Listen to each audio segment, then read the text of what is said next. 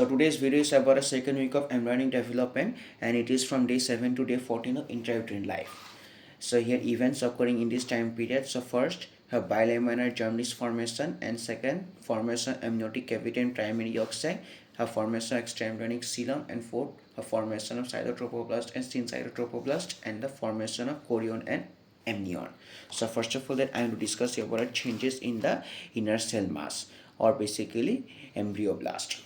So first of all, that as you know that this is a blastocyst, so here it contains blastocell, trophoblast and inner cell mass. So first of all, that I am to discuss about the changes or here so differentiation. So here creating in this inner cell mass, and here they due to the changes or differentiated, so here created in the inner cell mass.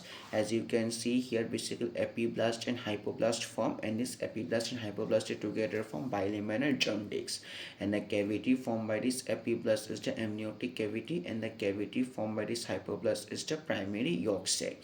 Now here basically amniotic cavity, epiblast, hypoblast and primary yolk sac, they together form embryoblast. And here you can see here basically a mesoderm is present between this trophoblast and the embryoblast. This is known as extraembryonic mesoderm. And you can also see here that is extraembryonic mesoderm separates the trophoblast from the amniotic cavity and also from the primary yolk sac. Now I want to discuss about the extraembryonic coelom. So here you can see here that in the extraembryonic mesoderm, so here extraembryonic coelom is present, and this extraembryonic coelom, so here causes the conversion of primary yolk sac into secondary yolk sac, and you can see here that due to extraembryonic coelom also basically that this extraembryonic mesoderm also splits into parts.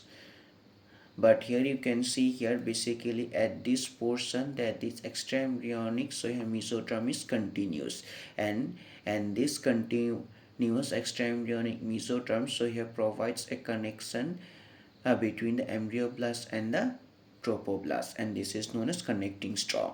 And here if you see there, and here other than this connecting stalk, that is there is no connection between this embryoblast with the trophoblast. So the importance of this connecting stalk is that it connects this embryoblast with the trophoblast. And also basically this is the splanchnopleuric extraembryonic mesoderm, and this is the somatopleuric extraembryonic mesoderm. So due to presence of extraembryonic coelom, so here the extraembryonic mesoderm is also divided into parts, and also basically formation of connecting stalk also occurs. So that's all about the here changes in the so here inner cell mass. So it is basically responsible for the formation of bilaminar germ disc, amniotic cavity, and here yolk sac, primary and secondary yolk sac, and also basically formation of so here extraembryonic coelom occurs. So till now basically I have discussed you about the formation of bilaminar germ disc, formation of amniotic cavity, and third formation of extraembryonic coelom. So now basically due to changes in the trophoblast, so here formation of cytotrophoblast and syncytotrophoblast will be discussed. So first of all, so changes in the trophoblast. So this is a trophoblast. So here first of all that is blastocyst attached to uterine endometrial cell, and now here that finally the whole blastocyst enters inside the endometrial stroma. Now here I am to discuss you about the so here formation of decidua. So basically that when the blastocyst completely enters inside the endometrial stroma, then the so here endometrial stroma cells form a layer around this developing embryo, so that this developing embryo can get nutrition until so here placenta formation takes place, and this is known as decidua. So here I have written that when a blastocyst completely enters inside the endometrial stroma cells form a layer around it to provide nutrition to developing embryo until placenta formation occurs, and that endometrial cell layer known as decidua. And also if you want to know, so here components of developing embryo, so here bilaminar germ disc, amniotic cavity, secondary yolk sac, extraembryonic mesoderm, and extraembryonic coelom. So here so this is a developing embryo, this is a trophoblast layer 1, this is a trophoblast layer 2, and this is a decidua. So now basically differentiation of so here trophoblast or change in the trophoblast occur. So first of all, you can see here that this layer of trophoblast, so here is nearest to the deciduous or it is a superficial layer. So here you can see here that due to changes that superficial trophoblastic layer which is nearest to the deciduous, so here undergoes changes to form syncytium, and the tropoplastic cell layer that is which is not nearest to decidua, so here which is nearest to the developing embryo, so here basically it undergoes changes to form cytotropoblast. So therefore basically cytotropoblast, so here cytotropoblast and syncytotropoblast, so here these are the two derivatives of so here a tropoblast. Basically these are two formed changes taking place in the tropoblast. So now so here basically at this point, so here formation of cytotropoblast and syncytotropoblast is also completed. So therefore all these points I have discussed.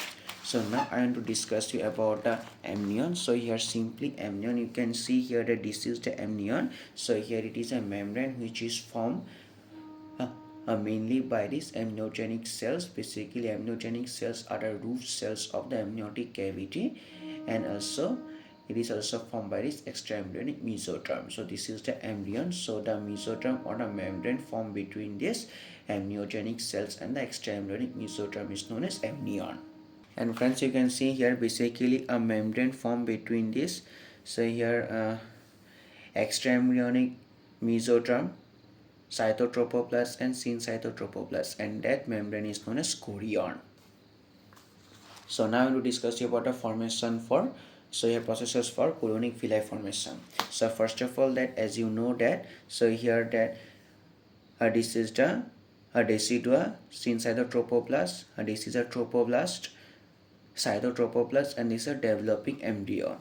And here that you can see here that in the syncytotropoblast you can see here small cavities appearing, and these are known as lacunae. And here you can see here basically the portion of syncytotropoblast with any two lacunae is known as trabeculus.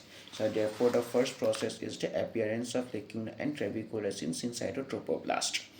Now here you can, as you know that this decidua is a part of uterine endometrial cells, so it contains uterine blood vessels. So therefore you can see here basically that is uterine blood vessels, they are entering into the lacuna. Basically he enter uterine blood vessels in lacuna. Second process you can see here, that is the entry of uterine blood vessels in lacuna. Now here basically third process you can see here that basically so here that this is the lacuna and this is the trabeculus. Now here this is the initial, so here cytotropoblast cell layer, but it undergoes proliferation, and that proliferated cytotropoblast cells so here move into the trabeculus. Now here this trabeculus contains syncytotropoblast and cytotropoblast, proliferated cytotropoblast, and this is known as primary villi. So here primary villi, so here a formation of primary villi, so here basically trabeculus, syncytotropoblast and a proliferated cytotropoblast. So now the fourth process, as you can see here, this is the lacuna and it's the trabeculus, and here so this is a decidua. So as you can see here initially, so here initially that is no a portion of extraembryonic mesoderm goes in the trabeculus only. So here syncytotropoblast and so here proliferated cytotropoblast present. But now that that is at the center of this, so here basically cytotropoblast, proliferated cytotropoblast, so here extraembryonic mesoderm goes. Now here basically at the center of primary villi, so here basically extraembryonic mesoderm present. Now this trabeculus contains so here syncytotropoblast, cytotropoblast and extraembryonic mesoderm, and this is known as secondary villi, and that portion I have written so secondary villi contains so here trabeculus, syncytotropoblast, cytotropoblast and extraembryonic mesoderm. That's all about the so here all the events occurring in the second week of intraembryonic development, and here basically an tertiary villi formation will occur during a third week of intraembryonic development. So therefore, so all the points I have covered: bilaminar germ disk formation, her formation amniotic cavity and primary yolk sac, formation of extraembryonic coelom, and formation cytotrophoblast and syncytotrophoblast, chorion and amnion formation, and also colonic villi formations I've covered. So this is about the bilaminar germ disc, amniotic cavity and primary yolk sac.